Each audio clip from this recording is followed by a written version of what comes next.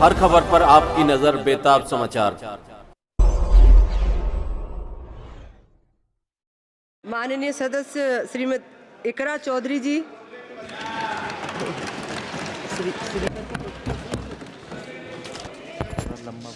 Thank you, Speaker, ma'am. I rise to speak on the demand for grants of the Ministry of Education. And while the Union Ministry of Education recently celebrated the 4th anniversary of NEP 2020 with a week-long Shiksha Saptah, this grandstanding does nothing to address the stark reality.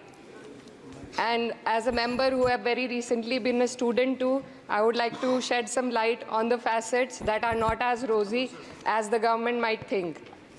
Despite NEP 2020's clear directive and the Kothari Commission's long-standing recommendation for 6% of GDP in education, the Ministry of Education's allocation is less than half of what has been recommended. The biggest cut has been for the University Grants Commission, which saw a 61% dropping from 6,409 crores to only 25 crore this time, which will affect the higher education of our country. And in 2020, India's average learning adjusted years of schooling was 7.1 years, lagging behind countries like Mexico, Kenya, Sri Lanka, Iran, UAE, and even Palestine. The foundational skills are alarmingly weak among 14 to 18-year-olds. About 25% of those surveyed couldn't read a standard 2-level text in their regional language, and only 43% could solve a simple division problem. Shockingly, nearly 43% of undergraduate students also struggled with basic division.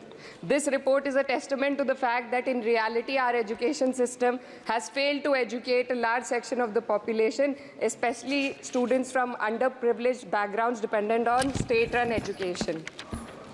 Speaker, ma'am, higher education, especially for women, is crucial to gaining empowerment and employment.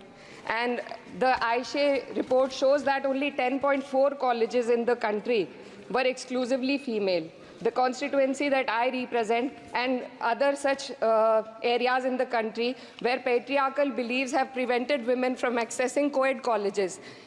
Therefore, we need women specialized institutions so that women can get educated and get further in the society. Ma'am, पिछले 7 साल में देश भर में 70 paper leak हुए हैं, जिससे 2 करोड़ युवाओं की ज़िंदगी बर्बाद हुई है। नीट, नेट और अन्य ऐसे पेपर लीक से हमारे देश की परीक्षा कराने वाली संस्थानों की छवि पर गहरा धब्बा लगा है, और जिसके कारण देश के युवा का इस सरकार के निष्पक्ष परीक्षा कराने की क्षमता से भरोसा उठ चुका है। इसी के संदर्भ में NCRB की जो स्टूडेंट सुसाइड रेट है वो 7.6 हो गई है, ऐसा 2022 की रिपोर्ट में बताया गया था। Ma'am, similarly, the situation is for the NET and DU LLB entrance examination. The abrupt cancellation and the mismanagement of the NTA is a crucial issue that the government needs to look into. Ma'am, I would also like to bring to your attention the discrimination against minorities in this budget allocation, especially in the case of closure of the Maulana Azad Foundation. Despite the Prime Minister's vision of minorities progressing with Quran in one hand and computer in the other, this undermines efforts to boost educational opportunities. What we also need in today's time is quality STEM education, as outlined by India's National Education Policy 2020, and it is crucial for fostering critical thinking and preparing our youth for 21st century challenges. But, ma'am, only 18.4% schools have functional computer labs, and there's a significant gender gap in STEM enrollment, with only 28% of females compared to 36% males. While the government now promotes Digital India, it would do well to take a leaf from the Samajwadi Party's government under Akhilesh Yadav ji, which began distributing free laptops to class 12 students in 2012, effectively combating computer illiteracy and bridging digital divide in rural Uttar Pradesh. Educational freedom index में भारत की स्थिति काफ़ी हद तक खराब है। हमें निचले 30% देशों में रखा गया है। The intertwining of political agendas with Indian higher education has worsened under the current government. Key historical and scientific facts are being erased from textbooks to advance a certain kind of narrative. Mughal history is continuously distorted and erased, but notably, Darwin's theory was removed from the class 9 and 10 syllabuses by the 21-22 academic year. And the topic of evolution was completely excised from school textbooks. This distortion of educational content undermines academic integrity and damages India's educational ethos. Ma'am, when we are competing for in the world with first-class countries, we also need to look into why our students need coaching in spite of having schools and higher education and those funded by the government. The incident of 3 students dying in UPSC coaching has once again exposed the harsh reality, just a minute, man, and plight of a significant segment of our population.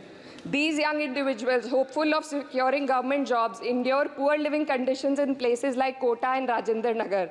This situation calls for a deeper reflection on the shortcomings of our outdated education system.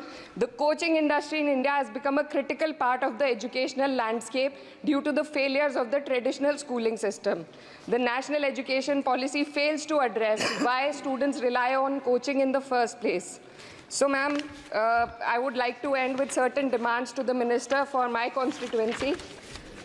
मेरे संसदीय क्षेत्र कैराना में आपके माध्यम से सरकार से मैं मांग करती हूँ कि विजय सिंह पथिक डिग्री कॉलेज कैराना में बीएड, LLB जैसे कोर्सेज शुरू किए जाने चाहिए, जिनसे युवा और महिला अपने रोजगार खुद ढूंढ सके।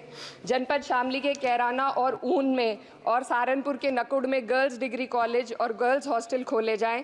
जनपद शामली में नया केंद्रीय विद्यालय व जवाहर नवोदय विद्यालय खोलने जाने की मांग करती हूँ और माँ शकंभरी देवी विश्वविद्यालय सहारनपुर को अपना कैंपस और विभिन्न प्रोफेशनल कोर्सेज चलाने के लिए विशेष धनराशि प्रधानमंत्री उच्चतर शिक्षा अभियान के अंतर्गत दिए जाने की मांग करती हूँ। उत्तर प्रदेश राज्य में शिक्षा मित्रों का संयोजन अध्यापकों के पद पर किया जाए ताकि प्राइमरी एवं जूनियर हाई स्कूलों में शिक्षकों की कमी को दूर किया जा सके। धन्यवाद।